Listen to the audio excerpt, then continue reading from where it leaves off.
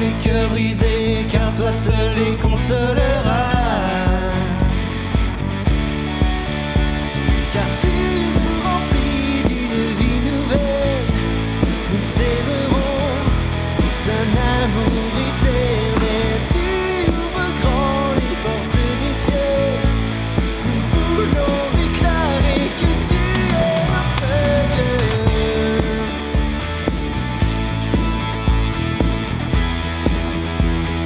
Tu es notre Dieu.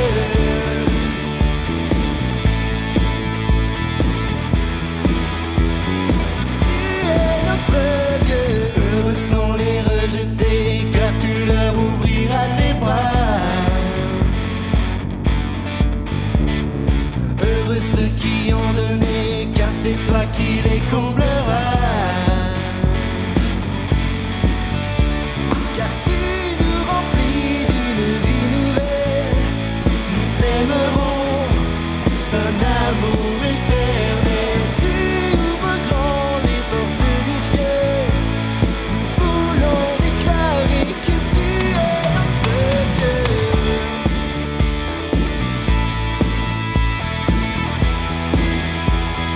Tu es notre Dieu.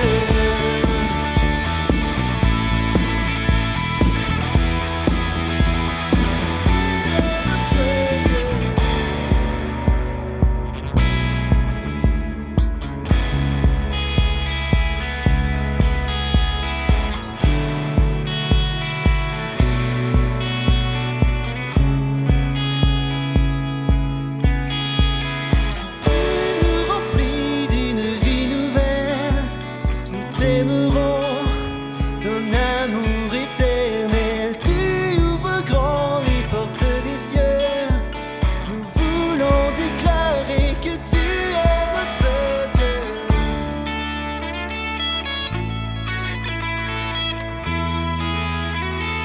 Tu es notre Dieu.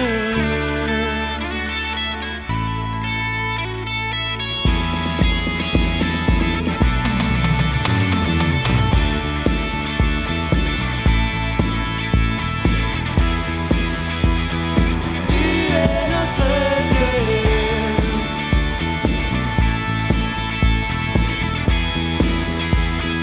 Tu es notre Dieu.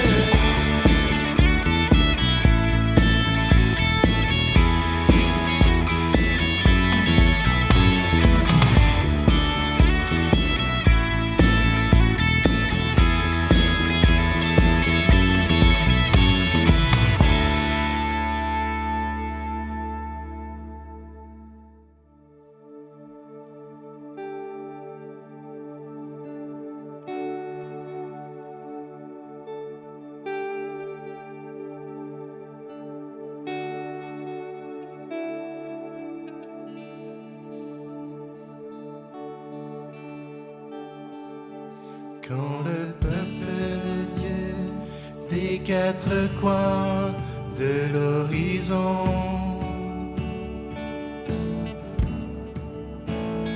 quand le peuple de Dieu se rassemble en ton nom,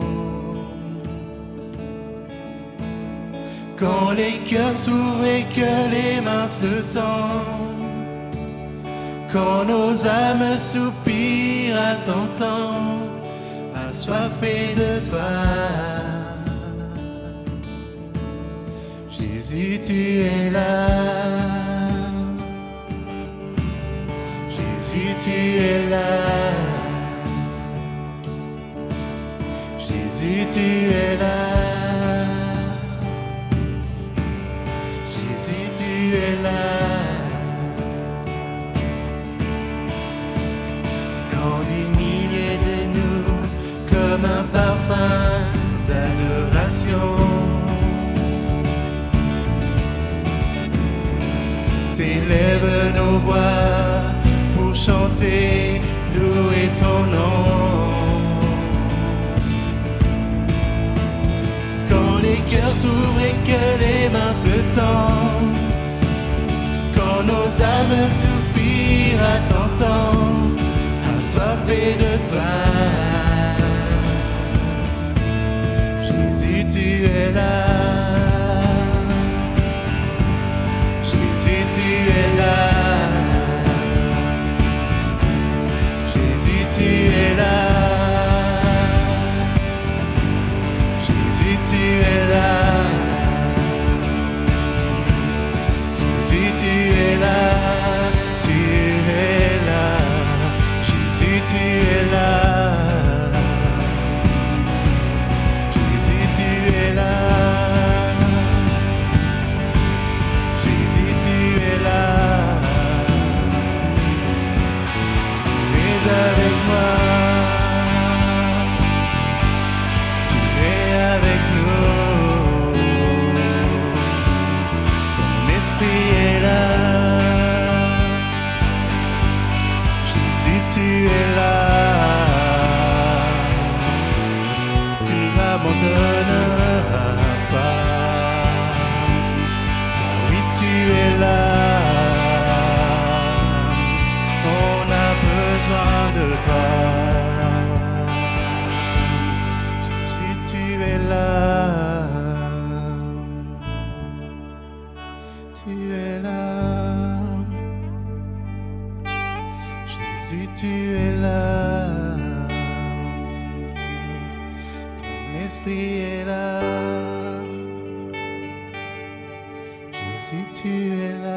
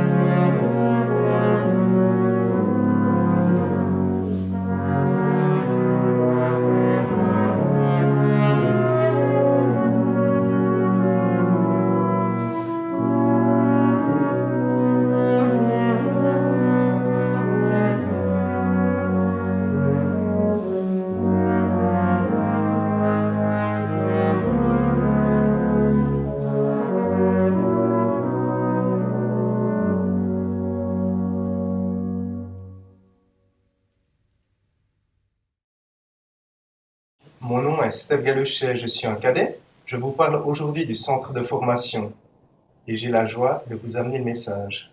Mon message s'intitule « Communiquer avec le Saint-Esprit ». Et pour débuter, je vous invite à prendre la parole dans 2 Corinthiens, chapitre 13, verset 13. Paul nous dit que la grâce du Seigneur Jésus-Christ, l'amour de Dieu et la communion du Saint-Esprit soient avec vous tous.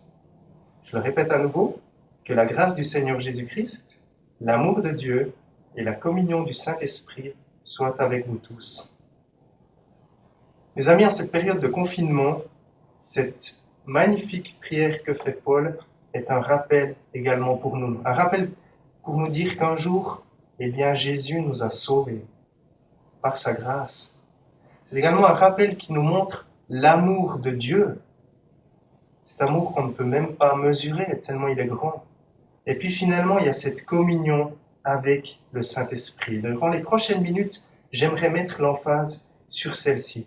Je ne sais pas comment est-ce que vous vivez cette période de confinement, mais personnellement, je vois comme un ciel ouvert.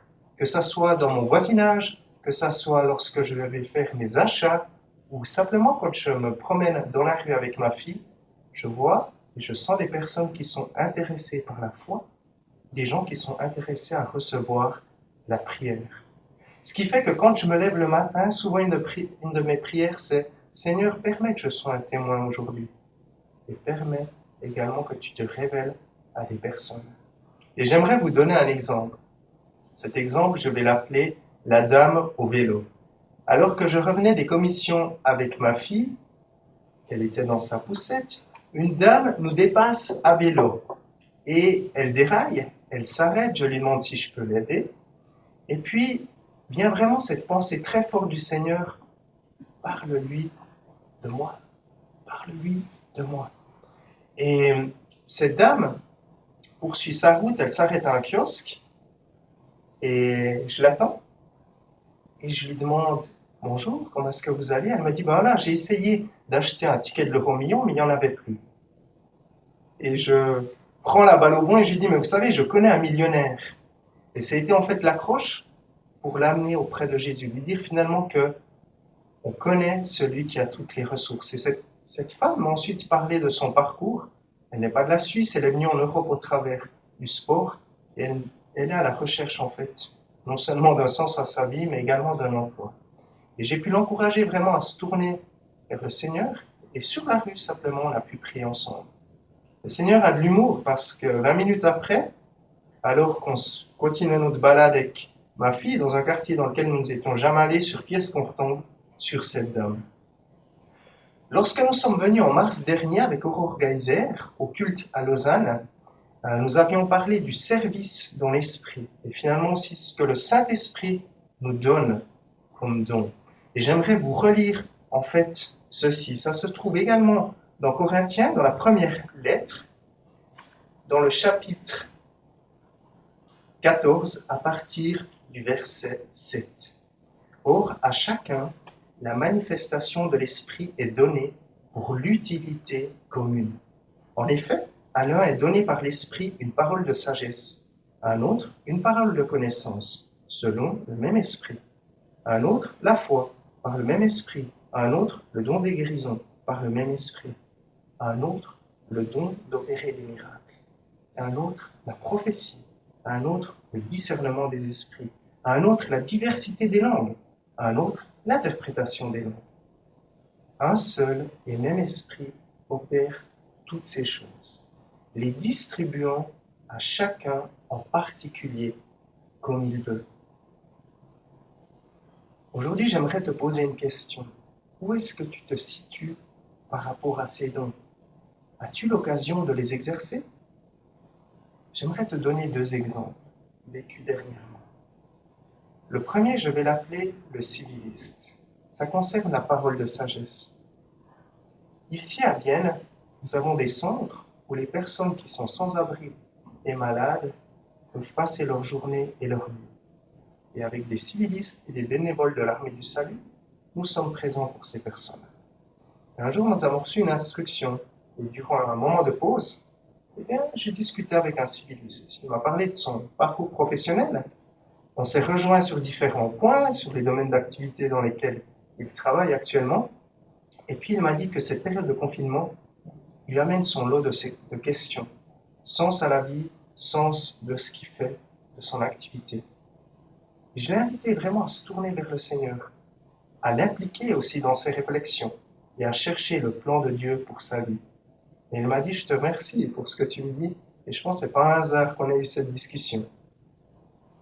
À ce moment-là, c'est comme si une parole de sagesse m'a été donnée pour ce jeune homme. Le deuxième exemple, je vais l'appeler le jeune homme alité. Durant en fait ces périodes où nous sommes près de ces personnes malades, eh bien, j'étais un jour dans un local et puis je regardais un documentaire de sport. Et puis, à un moment donné, je me suis dit, mais il y a plus, Steve. Quand tu es venu ici, tu t'es dit que tu allais saisir les opportunités, saisir les occasions et essayer de pouvoir parler du Seigneur. Et pourquoi pas de prier pour les personnes qui sont malades. Et j'ai commencé à prier en langue. Et même pas 30 secondes après, le jeune homme qui était dans la pièce à côté, qui était couché, vient et me dit, Steve, tu m'as proposé de pouvoir parler. Tu m'as proposé que nous puissions avoir une conversation en échange si je le souhaitais.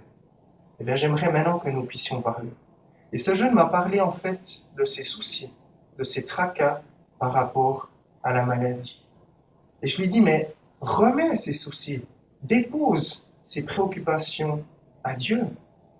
Et je t'encourage chaque matin quand tu te lèves à le faire. Et je t'encourage aussi à lire la Bible. Sais-tu, il y a un livre, ça s'appelle les psaumes.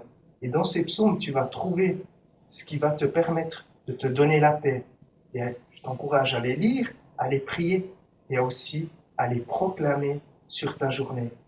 Mes amis, faisons vraiment de ce temps du confinement un temps de préparation, où nous puissions être transformés, où nous puissions toujours plus ressembler à Christ. Personnellement, j'aspire à être une personne différente après ce confinement. J'aspire à grandir. Le parler en langue nous sert à l'édification. Et je t'encourage vraiment à parler en langue ou à réclamer, à demander ce don. Et puis, dans la même longueur d'onde, je t'encourage aussi à aspirer aux autres dons de l'esprit qui servent, comme nous l'avons lu, à l'utilité commune, qui servent à servir également notre prochain. Soyons sensibles à l'esprit. Laissons-nous diriger, laissons-nous conduire. Et puis, disons également que nous avons ce Dieu créateur de toutes choses et que lui peut nous donner ses inspirations, ses idées, cette créativité. Je vous propose de relire à nouveau cette prière dans 2 Corinthiens 13. Que la grâce du Seigneur Jésus-Christ, l'amour de Dieu et la communion du Saint-Esprit soient avec vous tous. Et je vous propose pour terminer de prier.